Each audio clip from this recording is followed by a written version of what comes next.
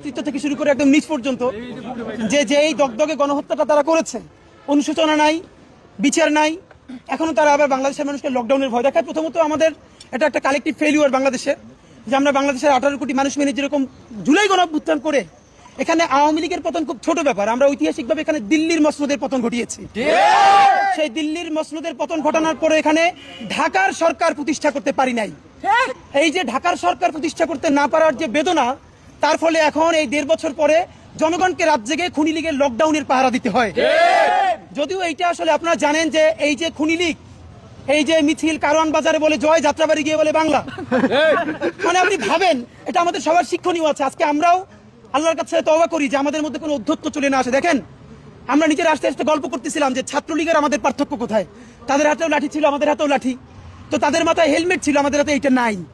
পার্থক্যটা হলো তারা ছিল জালেম, তারা এই শক্তি ব্যবহার করে বাংলাদেশের মানুষকে গুম করেছে, খুন করেছে, হত্যা করেছে, ধর্ষণ করেছে, দেশের প্রতিটা ইঞ্চিকে কেজি ধরে ভারতের কাছে বিক্রি করে দিয়েছে। আর আমরা আপামর জনসাধারণ একটা লাঠি নিয়ে, হেলমেট তো নাই, আমাদের কাছে তো বন্দুক নাই, পিস্তল নাই, আমরা সেই দিল্লির দাসত্ব থেকে বাংলাদেশের নতুন বাংলাদেশ গড়বার জন্য রাজপথ সমস্ত মানুষ আজকে পাহারা দিচ্ছে। এই হলো আমাদের পার্থক্য।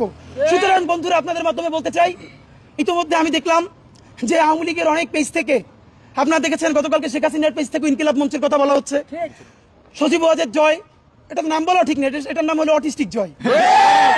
এইটার আবার নাম দিচ্ছে, আমার ধারণা ওর মাই বাইচে নাই, কারণ সে কথায় কথায় যেরকম আপনারা দেখছেন আওয়ামী লীগ যখন ক্ষমতায় ছিল 15 বছর ধরে যেই রিয়াকশনটা দেওয়ার কথা ইউনিয়ন পরিষদের একজন মেম্বার নিরও যে রিয়াকশন দিয়ে খাটে না, সেটাও হাসিনা দিত।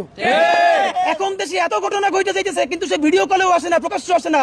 আমার ধারণা সে আছে কিনা এইটা প্রমাণ করার জন্য তার একবার ভিডিও কলে আসা উচিত।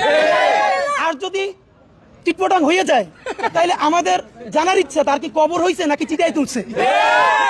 অনেকেই তারে বলে যে তার মৃত্যু কামনা করি, আমরা একদম মনে প্রাণে বলি আমরা হাসিনার এত দ্রুত মৃত্যু চাই না। অন্তত প্রথমত আল্লাহর কাছে প্রার্থনা করি সে 100 বছর বাঁচুক, এবং সে গত 15 বছরে বাংলাদেশের যত সন্তানকে এতিম করেছে, যত বাবা মার বুক খালি করেছে, গণহত্যা করেছে, গুম করেছে, খুন করেছে, আয়নাঘর করেছে, দেশের প্রতিটা ইঞ্চি তার ক্ষমতার জন্য দিল্লির কাছে কেজি ধরে বিক্রি করে দিয়েছে। আগামী 20 বছর আল্লাহ তাআলা প্রত্যেকটা সেকেন্ড মিনিট তার অন্তরে সেই জাহান্নামের যন্ত্রণা দিক। সে জাহান্নামের, আমি তো চাই তার সামনে তার সন্তান সজীব ওয়াজেদ জয়কে ফায়ার করে চক্ষুটা খুলে হাতে পড়ুক, সে দেখুক সন্তানের চক্ষু উপড়ে ফেললে মায়ের অন্তরে কি রক্তক্ষরণ হয়, তার ভাই, তার বোন। এবং আবার এখনো কিছু অংশ দেখি তারা জয় বাংলা বলে নামে। ভাই, মানুষের ন্যূনতম একটা হিউম্যান ডিগনিটি থাকা উচিত। যেই দলের প্রধান মানে কেমন মকারি দেখেন, বলে তার জাতির পিতা বঙ্গবন্ধু,